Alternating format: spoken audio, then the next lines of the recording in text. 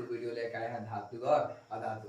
First lecture में हम लोगों ने बात किया था कि धातु होता क्या है, धातु के भौतिक गुण के बारे में। ठीक है, तो इस वीडियो में हम लोग जानेंगे कि अधातु के भौतिक गुण। पिछली वीडियो में हम लोग अधातु के डिफिनेशन जान चुके हैं। इस वीडियो में जानेंगे अधातु के भौतिक गुण, अधातु के पहचानने का नियम समझ एक तरह से। देखिए अधातु विद्युत और ऊष्मा में क्या होते हैं, कुछ अलग होते हैं। ऐसे धातु क्या था, विद्युत ऊष्मा का सुचालक था, तब हम लोग जी बर्तन में खाना बनाते हैं, चाहे घर से पोल तक तार को खींचते हो, किस चीज का, धातु का। धातु का नहीं खींचते क्योंकि विद्युत की क्या होता है, कुचालक होता है। फिर अधातु तन और अखाद्य नहीं होते हैं। इसका मतलब अधातु जो है तनाता नहीं है, इसको पीटेंगे ये टूट जाएगा और ये फैलता भी नहीं है। ठीक है, मतलब अधातु क्या है, तन और अघातवाद दोनों में से कुछ नहीं होते हैं। फिर उसके बाद अधातु चमकदार नहीं होते, सही बात है।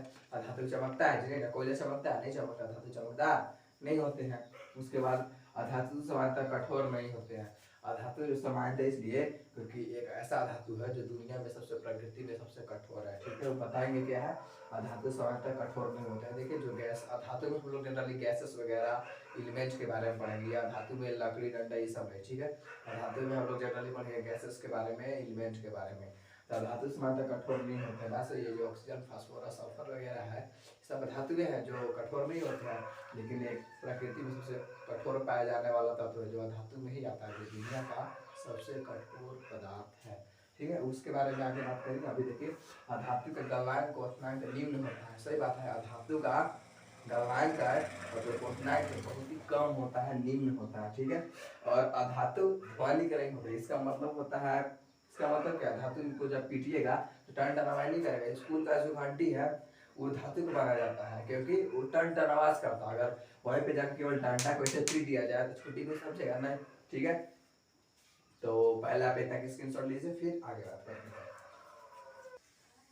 तो चलिए अब हम लोग अपवाद के बारे में पढ़ते हैं, नोट एक्सेप्शन। देखिए सोडियम फार्मूला Na और पोटेशियम फार्मूला K, दो ऐसी धातु है, सोडियम और पोटेशियम दो ऐसी धातु है जो काफी मुलायम होती है और जिसे चाकू से आसानी से काट सकते हैं। फिर से देखिए सोडियम और पोटेशियम दो ऐसी धातु है जो काफी मुलायम होती है और जिसे चाकू से आसानी से क्या कर सकते हैं, काट सकते हैं। फिर दूसरा नोट देखिए पारा, Hg, पारा एक ऐसी धातु है जो कमरे के ताप पर द्रव अवस्था में, देखिए पारा धातु है लेकिन रूम टेम्परेचर पर जनरली पानी अवस्था में द्रव अवस्था में पाया जाता है। फार्मूला Hg होता है। पारा एक ऐसी धातु है जो कमरे के ताप पर द्रव अवस्था में पाया जाता है।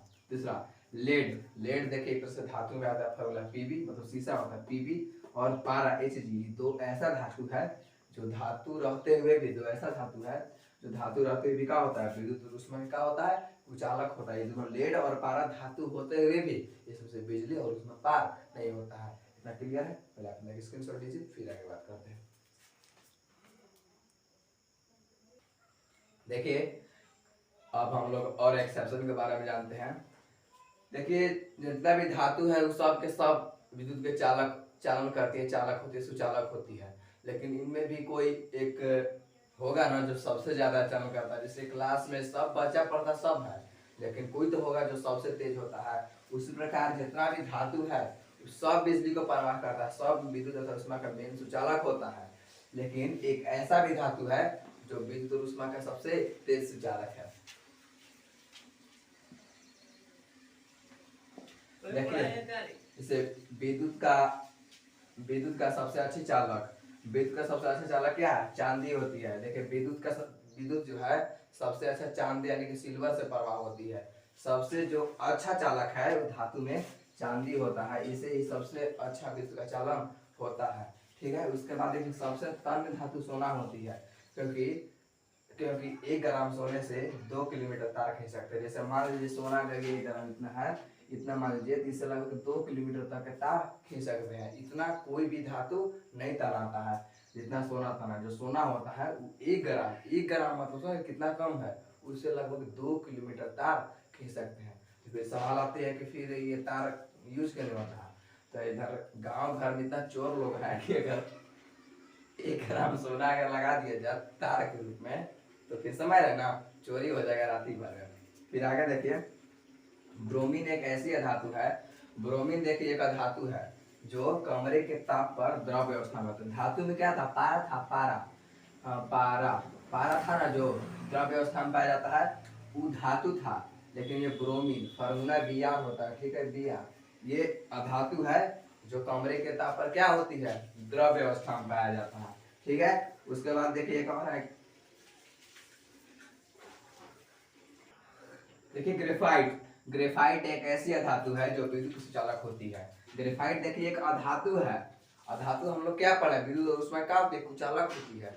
लेकिन ग्रेफाइट एक अधातु होते हुए भी, ग्रेफाइट एक अधातु होते हुए भी उससे बिजली का प्रवाह होता है। ग्रेफाइट आप लोगों ने सबको देखा होगा, जो कटपेंसिल होता है, कटपेंसिल बनाने यार, ठीक है, ऐसे ही बना दे रहे हैं। कटपेंसिल जो लिखे वाला भाग होता है भुट्टा, ये ग्रेफाइट का बनाता है, ठीक है। एक बार फिर से समझ लीजिए, सबसे अच्छी चालक जो है चांदी है। विद्युत के सभी धातुएं चालक होते हैं, लेकिन उनमें सबसे बेटर जो है, सबसे एक्सीलेंट चालन, सबसे तेज सबसे चालन होती है वो होती है चांदी से, Ag से। उसके बाद चांदी का फॉर्मूला Ag है, ठीक है। उसके बाद सबसे तन्य धातु जो सबसे ज्यादा तनाता हो, सबसे ज्यादा तनाता हो, फैलता हो, वो धातु होता है सोना। और 1 ग्राम सोने से लगभग 2 किलोमीटर तार खींच सकते हैं, समझते नहीं, 1 ग्राम सोना, 1 ग्राम सोना कितना कम है, उससे लगभग कितना, 2 किलोमीटर तक के तार को हम खींच सकते हैं। उसके बाद आती है ब्रोमीन। ब्रोमीन एक ऐसी अधातु है, ब्रोमीन देखिए अधातु है, ठीक है, एक ऐसी अधातु है जो कमरे के ताप पर द्रव अवस्था में पाया था। हम पता है जिसे धातु भी क्या था, धातु में Hg यानी कि पारा, पारा क्या था, कमरे के ताप पर द्रव्य था, लेकिन ये क्या था, धातु था। उसी प्रकार अधातु में ब्रोमीन जो है फॉर्मूला Br होता है, ब्रोमीन। ब्रोमीन एक ऐसी अधातु है जो कमरे के ताप पर द्रव अवस्था में पाया जाता है, और ब्रोमीन क्या है, अधातु है। उसके बाद देखिए ग्रेफाइट। ग्रेफाइट एक ऐसी अधातु है जो विद्युत के सुचालक होते हैं। ग्रेफाइट देखिए कटपेंसिल में जो लिखने वाला बूटा होता है ना, बूटा, ठीक है, तो वही होता है जो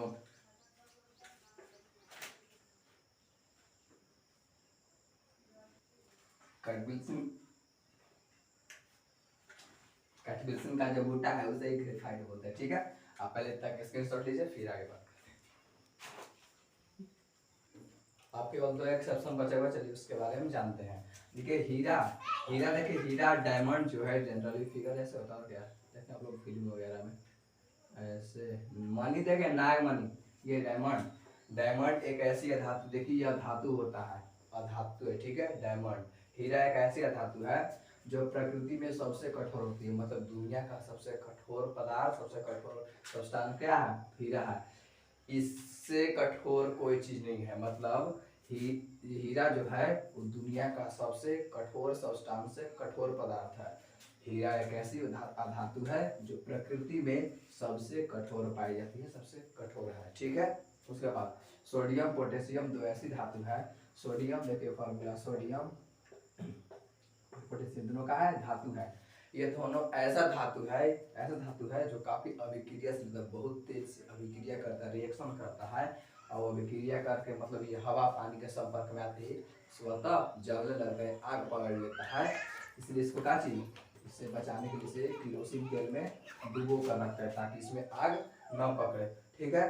पता है ना सोडियम पोटेशियम आग पकड़ लेता है, इसलिए इसे क्या कहते हैं, इसे गहना के रूप में नहीं पहनते, और क्या, अगर गहना के रूप में पहनेंगे हवा पानी के संपर्क में आएगा तो ऐसे ही ये क्या हो जाएगा, आग पकड़ लेगा इसमें, ठीक है। तो पहले आप एक स्क्रीनशॉट लीजिए, फिर आगे बात करते हैं।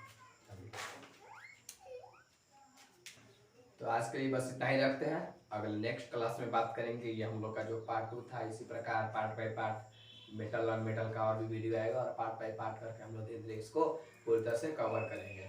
तो आज के लिए बस इतना ही रखते हैं, हम मिलते हैं नेक्स्ट क्लास में। आप लोग नोट करते चलिएगा। Thanks for watching.